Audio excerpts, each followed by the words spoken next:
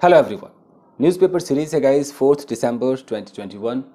ये भी द हिंदू से उठाया है, फ्रंट पेज है, द हिंदू का है। ये आर्टिकल करके देखते हैं इस आर्टिकल में क्या कुछ आपको सीखने को मिलेगा, वो देखते हैं। देखिए यहाँ पर अगर हम एडवांस्ड स्ट्रक्चर्स की बात करें, हालांकि सारे एडवांस्ड नहीं है, जैसे इज टू का इस्तेमाल है तो बेसिक होता है, बट बाकी एडवांस्ड है। जैसे पास्ट पार्टिसिपल फ्रेज का पैसिव आपको दिखाई देगा, नाउन फ्रेज तो रोज ही मैं आपको बताता हूँ, प्रेपोजिशनल फ्रेज भी इस्तेमाल होता है एवरीडे। यहाँ एक वुड बी के साथ थर्ड फॉर्म है, शुड बी के साथ थर्ड फॉर्म है और कुड बी के साथ भी थर्ड फॉर्म देखने को मिला है। मतलब अच्छा खासा मॉडल का इस्तेमाल हुआ है। एडजेक्टिव क्लॉज रोज ही की बात है। प्रेजेंट पार्टिसिपल आता ही आता है। यहाँ वन ऑफ का इस्तेमाल हुआ है, पैसिव लगा है और एक इट टुक का इस्तेमाल हुआ है। तो ये कुछ कोशिश करूँगा कि जो मुश्किल है उसको लिख करके आपको समझा दूँ। वर्ड्स मीनिंग कुछ खास था नहीं। एक अपलॉड था, इसका मतलब प्रशंसा करना होता है। एक स्क्रैप था, स्क्रैप का मतलब होता है कि उसको हटा देना। स्क्रैप मतलब कूड़ा होता है, नाउन होता है ना, तो ये वर्ब के रूप में भी यूज होता है। किसी चीज़ को आप to get rid of something, आप छुटकारा पाना चाहते हैं, that you do not want any more, आप नहीं चाहते, हटाओ यार, जैसे स्क्रैप इट, तो इसका इस्तेमाल हुआ है। चलिए देखते हैं गाइस। ओके, तो हम सबसे पहले हेडलाइन की बात करते हैं। हेडलाइन में यहाँ लिखा हुआ है कि गवर्नमेंट, ये गवर्नमेंट है, फिर यहाँ लिखा है कि टू वेट, यही मैं आपको टू बताने वाला हूँ। ये to wait for expert view on booster dose jabs for children. Jab का मतलब इंजेक्शन होता है, आजकल सबको पता है, जो वैक्सीनेशन है वो जैब है। यहाँ जो लिखा है कि गवर्नमेंट टू वेट, यहाँ पर हेडलाइन में ये प्रॉब्लम होती है कि ज़्यादा हेल्पिंग वर्ब्स वगैरह नहीं दिखाते, ज़्यादा वो आर्टिकल वगैरह ए एन द नहीं दिखाते। सीधा लिखा है गवर्नमेंट टू वेट।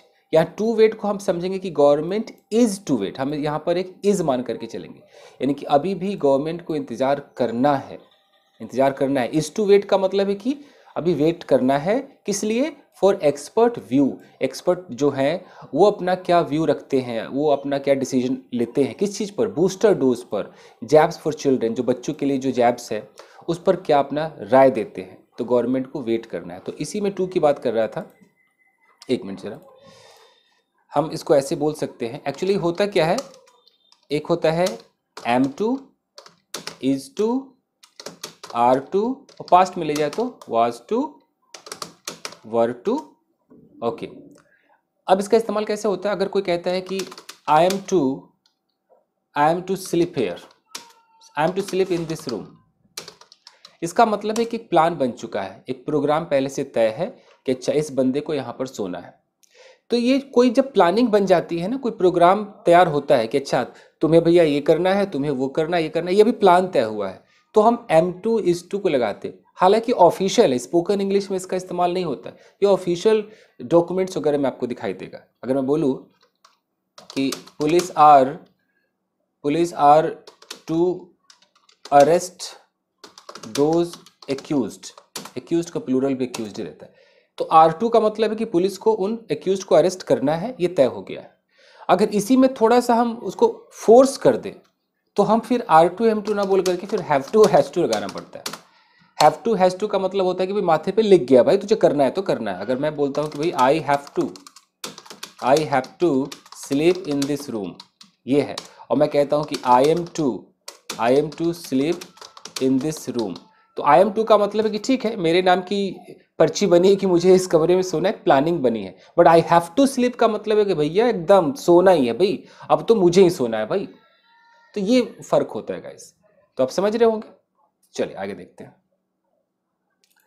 तो गवर्नमेंट इज टू वेट हो गया। अब यहां पर थोड़ा सा इसको बड़ा करते हैं, इतना काफी। यहां पर इसको देखिए, यहां लिखा है कि decision should not be hurried. कितना अच्छा मॉडल का इस्तेमाल किया गया है। कलर चेंज करें जरा, कि डिसीजन जो है, जो फैसला जो है, शुड नॉट बी हरीड, उसको जल्दीबाजी नहीं करना चाहिए और पॉलिटिसाइज्ड, और उसको थोड़ा सा वो पॉलिटिकल रूप नहीं देना चाहिए। तो ये जो शुड बी के साथ जो वर्ब के थर्ड फॉर्म आते हैं, एक्चुअली सारे के सारे पैसिव कहलाते हैं। मैं थोड़ा सा आपको समझाता चलूं। पैसिव का भी इस्तेमाल अच्छा खासा होता है न्यूज़पेपर में, जो बिगनर्स हैं वो जानते, उनको जानना चाहिए। देखिए एक्टिव का मतलब क्या होता है? एक्टिव का मतलब होता है कि जो आपका सब्जेक्ट है वो सब्जेक्ट बेचारा डूअर होगा। डूअर का मतलब है कि वो काम को परफॉर्म करेगा, ओके, अगर मैं कहता हूँ कि Ram should clean this room, मैंने एक मॉडल उठा लिया शुड। भाई Ram should clean this room का मतलब है कि जो राम है ना ये मेरा सब्जेक्ट है। ओके, एक मिनट, ये राम जो है ये मेरा सब्जेक्ट है, और ये जो सब्जेक्ट है हम जिसके बारे में बात करेंगे वो सब्जेक्ट होता है, लेकिन ये डूअर है कि नहीं है वो देखिए। तो ये डूअर है, क्यों? क्योंकि इस कमरे को साफ करेगा कौन, ये जिम्मेदारी किसकी है? राम। यानी कि Ram should clean this room, Ram को इस कमरे को साफ करना चाहिए। तो साफ करने का जो काम परफॉर्म होगा वो राम करेगा। तो जब भी सब्जेक्ट आपका डूअर हो, याद रखिए जब सब्जेक्ट आपका डूअर हो, सब्जेक्ट ही कुछ कर रहा हो, तो भैया वो एक्टिव कहलाता है, वो पूरा का पूरा सेंटेंस एक्टिव कहलाता है, चाहे वो मॉडल हो या नॉर्मल कोई टेंस हो। ये तो हो गया। लेकिन अगर मैं सब्जेक्ट को डूअर ना करके उसको रिसीवर बना दूं, ध्यान दीजिएगा, तब वो अपने आप पैसिव हो जाएगा। अब ध्यान दीजिए कि यहां मैं लिख देता हूं कि अगर सब्जेक्ट डूअर हो तो वो सेंटेंस कहलाता है एक्टिव, और अगर आपका सब्जेक्ट है सब्जेक्ट लेकिन वो डूअर नहीं है, वो नॉन डूअर है, नॉन डूअर को हम आप रिसीवर भी कह सकते हैं, वो रिसीवर है। तो अगर आपका सब्जेक्ट एक रिसीवर है, रिसिपिएंट भी कह सकते हैं, तो वो क्या हो जाएगा भाई? वो हो जाएगा पैसिव, उसको आप पैसिव बोलेंगे। मैंने यहां पर राम लिखा, जैसे यहां है ना कि Ram should clean this room, अब मैंने राम लिखा। अब मैं चाहता हूं कि राम कुछ ना करे, राम कुछ रिसीव करे, राम के साथ कुछ हो। राम, अब मुझे शुड का ही इस्तेमाल करना है, तो मैं अगर बोलूं कि यार राम को डांटा जाना चाहिए, तो अब राम डांटेगा या राम डांट सुनेगा? सोचिए, राम तो सब्जेक्ट है लेकिन इस वक्त ये डूअर नहीं है, ये कुछ कर नहीं रहा है, ये बेचारा रिसीव करेगा कैसे? मैं कहता हूं कि राम शुड बी स्कॉल्डेड। अब देख लीजिए, यहां भी राम है, यहां भी राम है, यहां भी शुड है, यहां भी शुड है, लेकिन यहां पर एक बी आ गया है और वर्ब की थर्ड फॉर्म आ गई है। तो पैसिव का मतलब वर्ब की थर्ड फॉर्म, और पैसिव हम तभी लगाएंगे जब हमारा सब्जेक्ट बेचारा डूअर ना हो, वो कुछ करे नहीं, वो तो रिसीव करेगा। तो राम शुड बी स्कॉल्डेड का मतलब है कि राम को डांटा जाना चाहिए, कोई और आएगा राम को डांट कर जाएगा। राम यहां पर एक रिसीवर है, हालांकि सब्जेक्ट है। क्लियर है? ये होता है। तो शुड बी के साथ आप वर्ब की थर्ड फॉर्म तभी लगाएंगे जब आप पैसिव की बात करेंगे, यानी कि आपका सब्जेक्ट होगा, सब्जेक्ट आपका क्या होगा? नॉन डूअर होगा, वो कुछ करेगा नहीं। सब्जेक्ट के साथ आपको शुड लगाना है, बी लगाइए, वर्ब की लगा दीजिए थर्ड फॉर्म। अगर आप चाहते हैं तो आप बाई लगाकर डूअर को दिखा सकते हैं, ये आपके ऊपर है, ऑप्शनल है। तो अगर मैं कहता हूं कि उसको सबक सिखाया जाना चाहिए, तो he should be taught a lesson, हम ऐसे बोलेंगे। ओके, इस कमरे को साफ कर दिया जाना चाहिए, तो this room should be cleaned, हम ऐसे बोलेंगे। जरूरी नहीं कि बार बार मैं बाई लगा ही दूं, this room should be cleaned by you, जरूरी नहीं है, कई बार अंडरस्टूड होता है, या हम इतना ही सोचते हैं, हम सीधा कहते हैं कि भैया यह काम हो जाना चाहिए भाई, तो मैं डायरेक्ट ऐसे बोलूंगा कि this work should be done, हो गया पैसिव। आगे बढ़े जी, चलिए ओके जी, थोड़ा और बड़ा करें, अब ठीक है। अब हमें यहां से लेकर और यहां तक पढ़ना है और देखना है कि कैसे हम सेंटेंसेस को तोड़ेंगे गाइस। चलिए, यहां पर लिखा है कि एनी डिसीजन ऑन कोविड-19 वैक्सीन, बूस्टर डोज और vaccines for children would be strictly based on the recommendations, my God बड़ा लंबा है, अभी यहीं पे रुकते हैं। देखिए, ये जो आपको वुड भी दिखाई दे रहा है दोस्तों, जैसे हम वुड हो या कुड हो, ये मॉडल ऑक्सिलरी वर्ब्स होते हैं, तो हमें साफ समझ में आता है कि अगर ये हमारा मॉडल ऑक्सिलरी वर्ब है, यानी कि हेल्पिंग वर्ब है, तो इससे पहले जो होगा वो सब्जेक्ट होगा। अब ये एनी से लेकर और ये चिल्ड्रन तक हमारा क्या है भाई? ये हमारा सब्जेक्ट है। अब ये सब्जेक्ट क्या है? अगर वो एक वर्ड हो तो हम उसको नाउन बोलेंगे, अगर उसमें प्री मोडिफायर पोस्ट मोडिफायर लगे हो वो नाउन फ्रेज बन जाता है, अगर उसके अंदर सब्जेक्ट वर्ब ऑब्जेक्ट जैसा कुछ आने लगे तो क्लॉज भी बन सकता है। यहां पर देखिए, हम बात कर रहे हैं डिसीजन की। ये डिसीजन जो है, ये डिसीजन हमारा नाउन है, इससे पहले ये एनी है, ये प्री मोडिफायर है, और इधर जो आप देख रहे हैं प्रेपोजिशन, प्रेपोजिशन से जो यहां पर आपको दिखाई दे रहा है इसको पोस्ट मोडिफायर कहेंगे। ये मॉडिफायर के अंदर क्या क्या आता है? मॉडिफायर के अंदर आपका प्रेपोजिशनल फ्रेज आ सकता है, पार्टिसिपल आ सकता है, आपका जेरेंड इन्फिनेटिव क्लॉज कुछ भी आ सकता है। तो यहाँ पर एक प्रेपोजिशनल फ्रेज है। तो जब भी किसी नाउन के पहले एक प्री मॉडिफायर हो, उसके बाद में पोस्ट मॉडिफायर वगैरह हो, वो भैया नाउन फ्रेज कहलाता है। और नाउन फ्रेज कौन सा काम करता है? वो या तो सब्जेक्ट बनेगा या वो ऑब्जेक्ट बनेगा, दो काम करता है। ठीक है जी। अब हम समझ गए कि एनी डिसीजन यानी कि कोई भी फैसला, किस चीज पर फैसला। अच्छा, प्रेपोजिशनल फ्रेज क्या करता है वो भी देख लीजिए। प्रेपोजिशनल फ्रेज एडजेक्टिव का काम करता है और एडवर्ब का काम करता है।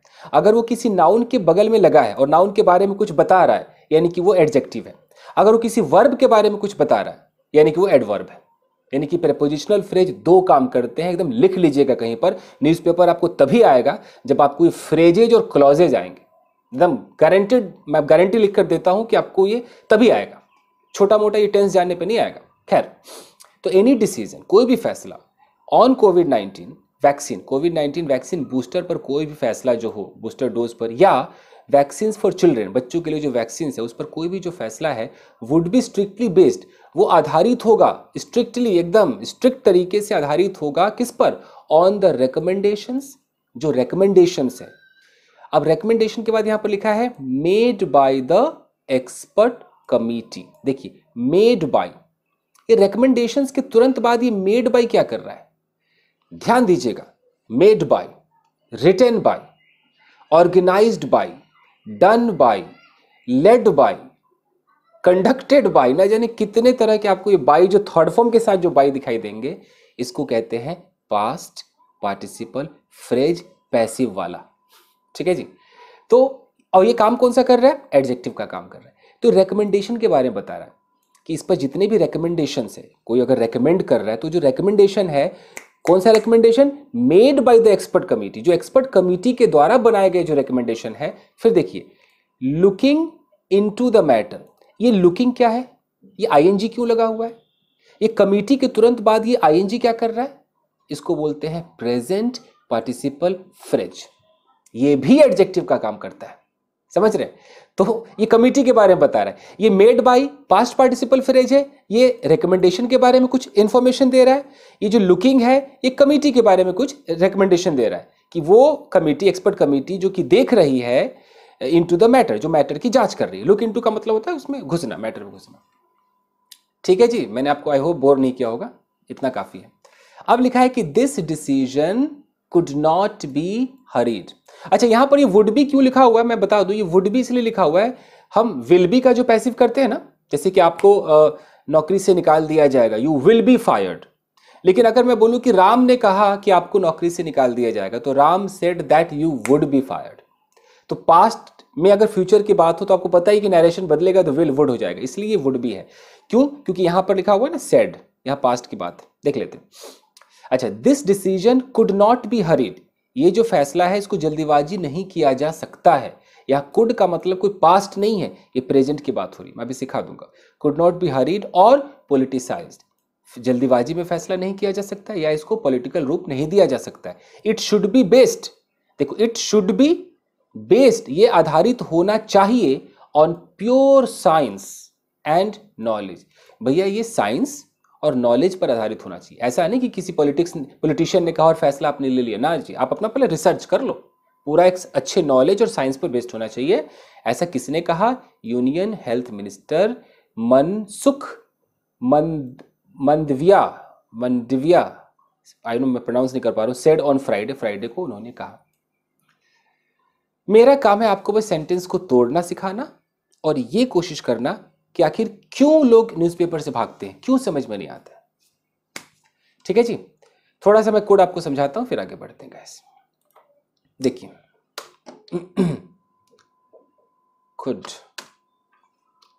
कोड भी कमाल की चीज है। मतलब कोड को जब आप यूज करेंगे तो कोई भी टीचर, कहीं भी स्कूल हो, कहीं भी, सबसे पहले तो लोग वही आपको बताएंगे कि कैन का पास्ट कोड। हर जगह आपको यही सुनने को मिलेगा कि कैन का पास्ट कोड, और यहीं पर दिमाग खराब हो जाता है क्योंकि सामने वाले को लगता है तो पास्ट है, ये तो सब कुछ पास्ट है। लेकिन जरूरी नहीं कि हमेशा कोड पास्ट ही होगा। ठीक है, मैं मानता हूं कैन का कोड पास्ट होता है। जैसे कि अगर मैं ऐसा बोलता हूं कि यार अभी प्रेजेंट में अगर मैं इस कुर्सी को तोड़ सकता हूं, ये मेरी एकदम कैपेसिटी है, पावर है मेरे अंदर, तो मैं प्रेजेंट में ऐसे बोलता हूं ना कि I can I can break this chair.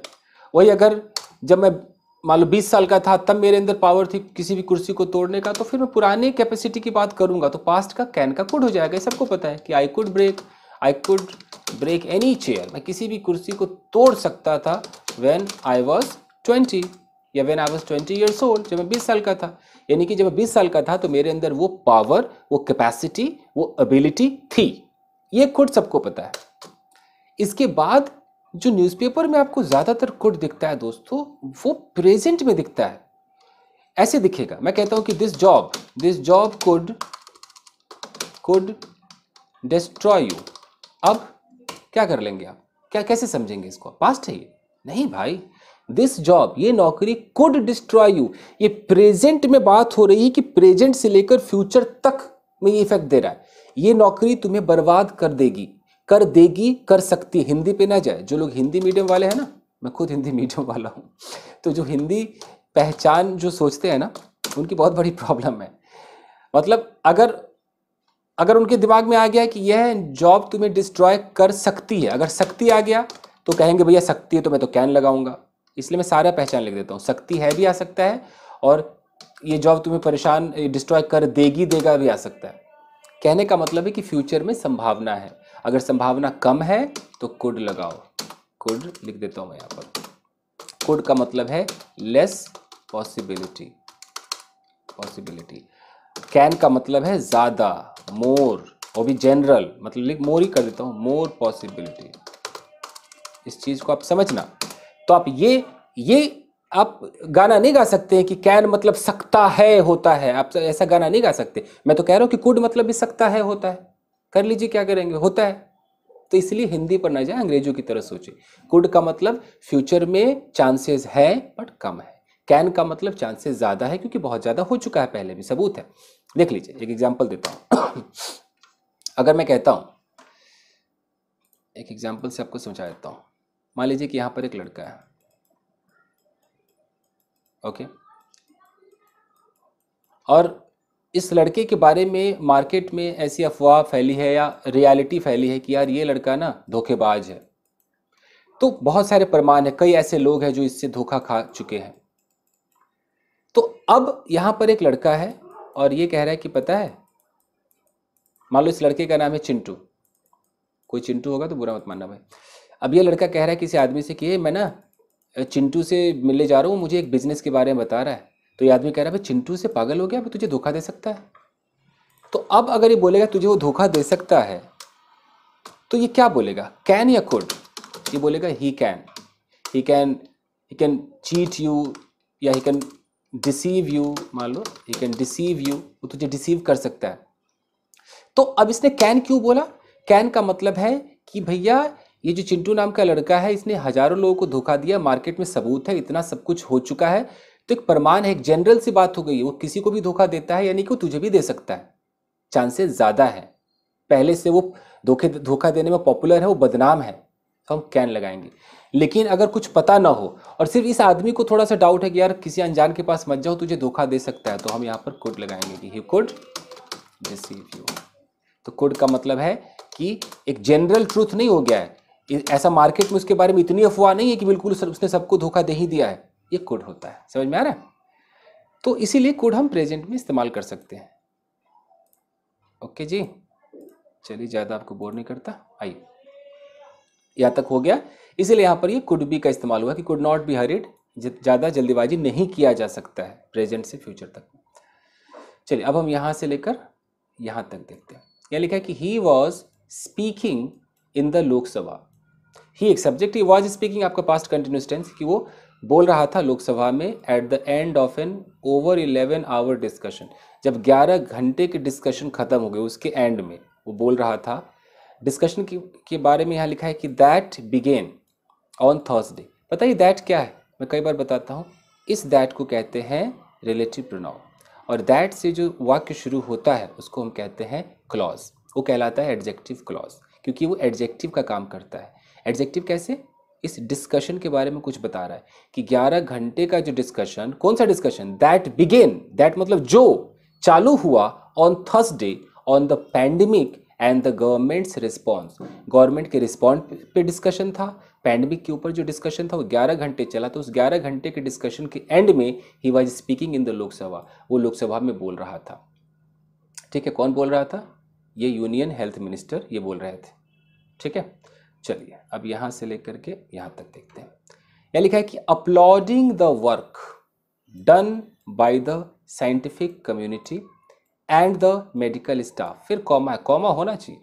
He said, उसने कहा, the nation had so far reported 3.46 crore covid cases and 4.6 lakh deaths which is 1.36% of the total cases. यहाँ पे फुल स्टॉप है। इतने से सेंटेंस में आप यकीन मानिए प्रेजेंट पार्टिसिपल भी है, डन बाय पास्ट पार्टिसिपल भी है, दो तो आपको साफ साफ दिखाई दे रहा है। कैसे, देख लीजिए। ये जो आप आईएनजी देख रहे हैं ना, अपलॉडिंग द वर्क डन, यही आपका प्रेजेंट पार्टिसिपल है। इसका मतलब है कि अपलॉड का मतलब होता है प्रशंसा करना, तो प्रशंसा करते हुए, काम की प्रशंसा करते हुए। फिर यहां पर अचानक आ गया डन बाय। अभी मैंने आपसे कहा था done by, written by, led by, conducted by, organised by, दुनिया बाय, ये सारे जो थर्ड फॉर्म वाले बाय है ना, ये पास्ट पार्टिसिपल फ्रेज है जो कि पैसिव में होते हैं। तो काम की तारीफ करते हुए, कौन सा काम? Done by the scientific community, scientific community के द्वारा जो काम किया गया था उस काम की तारीफ करते हुए, एंड जो मेडिकल स्टाफ के द्वारा काम किया गया था उसकी तारीफ करते हुए, ही सेड, उन्होंने कहा, क्या कहा? कि द नेशन, जो राष्ट्र है, हैड सो फार मतलब अब तक, रिपोर्टेड 3.46 करोड़ कोविड-19 केसेस, अब तक इतने जो केसेस है 3 करोड़ 46 लाख जो कोविड-19 केसेस है रिपोर्ट किया है, and 4.6 lakh death which is यहाँ पर आपका ये क्या है? एडजेक्टिव क्लॉज है, जो कि 1.36% है टोटल केसेस का, यानी कि इतना केस हुआ, इतने डेथ हुए, ऐसा उन्होंने कहा तारीफ करते हुए। अब ये प्रेजेंट पार्टिसिपल थोड़ा आपको समझा देता हूँ गाइस, देख लीजिए।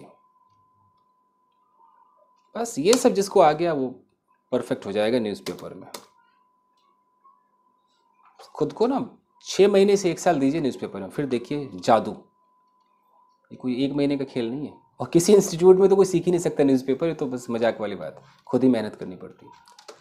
प्रेजेंट पार्टिसिपल, प्रेजेंट पार्टिसिपल ना मैंने न्यूज़पेपर में 3 स्टाइल में देखे हैं, मैं आपको बताता हूँ, आप भी कभी देखना। एक तो मैंने ऐसा देखा है कि वन वर्ड वाला, वन वर्ड प्रेजेंट पार्टिसिपल।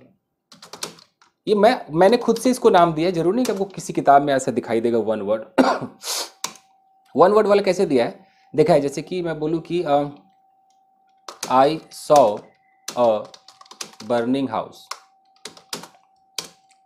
तो अब यहाँ ये जो बर्निंग है ना, ये आपका प्रेजेंट पार्टिसिपल है, और प्रेजेंट पार्टिसिपल काम एडजेक्टिव का करता है, सबको पता चल गया होगा, तो ऐसे आपको दिखाई देगा। तो ये एक तो ये है, मैं हाईलाइट कर देता हूँ, जो बर्निंग है वो प्रेजेंट पार्टिसिपल है। यहाँ पर काम कौन सा कर रहा है? एडजेक्टिव का कर रहा है। मैंने एक जलते हुए घर को देखा, पहला स्टाइल हो गया।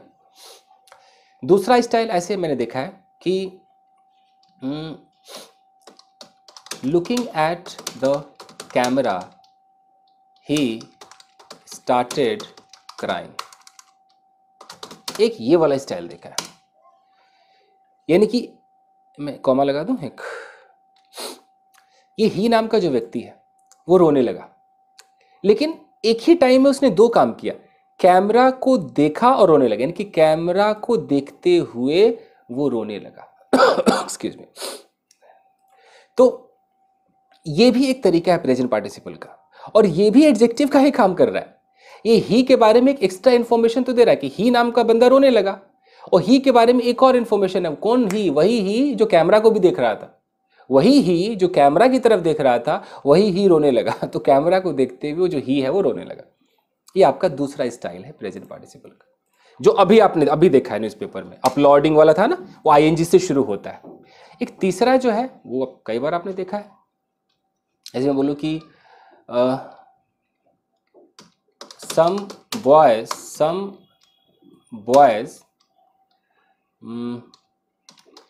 playing in the park got scared, बस got scared यहाँ तक।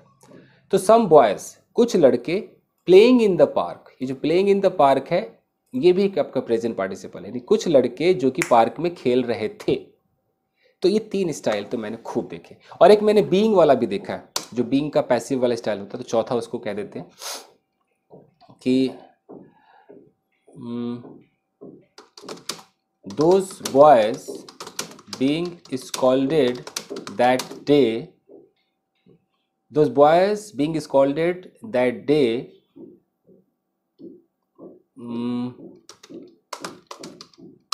मान लो कि tried to commit suicide। अगर मैं ऐसे लिखता हूँ, कमिट की स्पेलिंग गलत कैसे हो गई? अब सही है? अरे स्पेलिंग गलत कैसे हो रही? कमिट, जस्ट अ मिनट,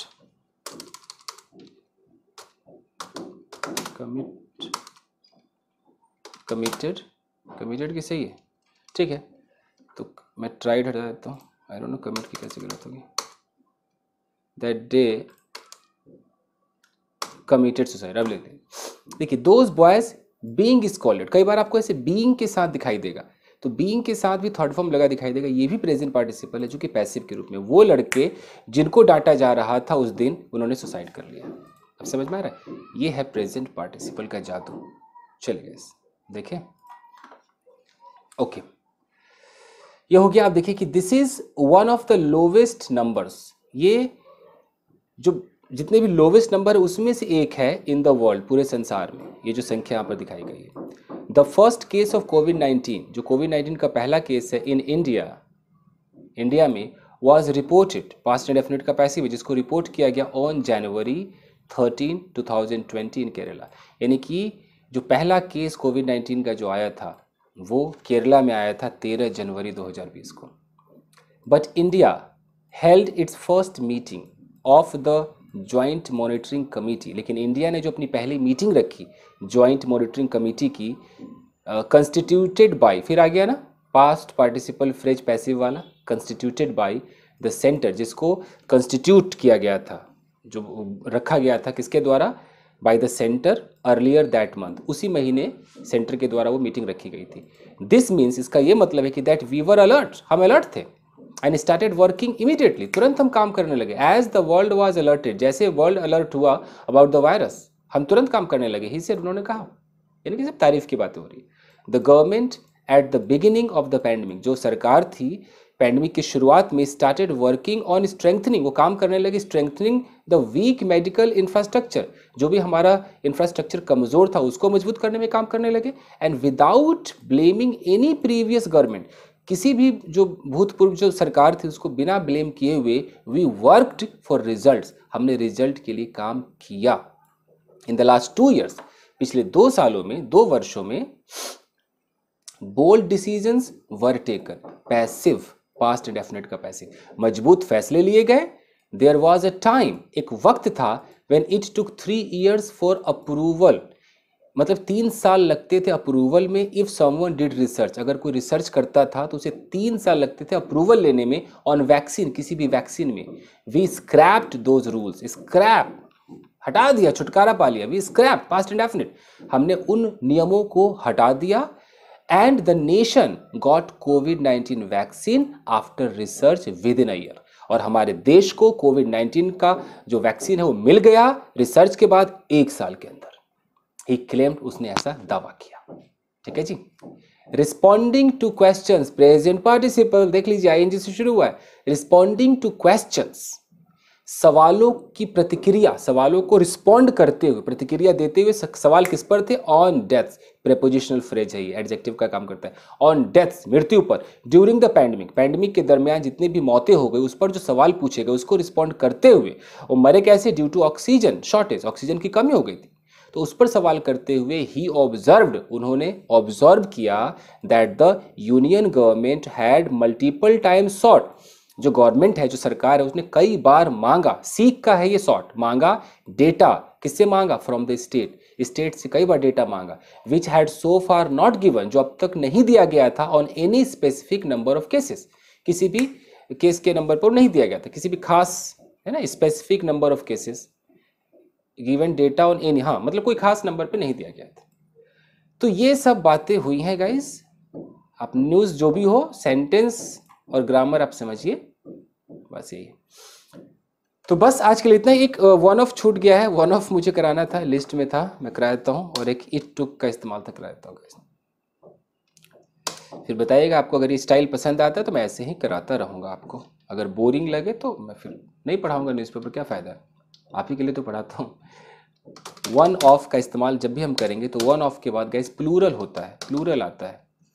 जैसे मैं कहता हूँ कि मेरा एक दोस्त, तो होना चाहिए वन ऑफ माई फ्रेंड।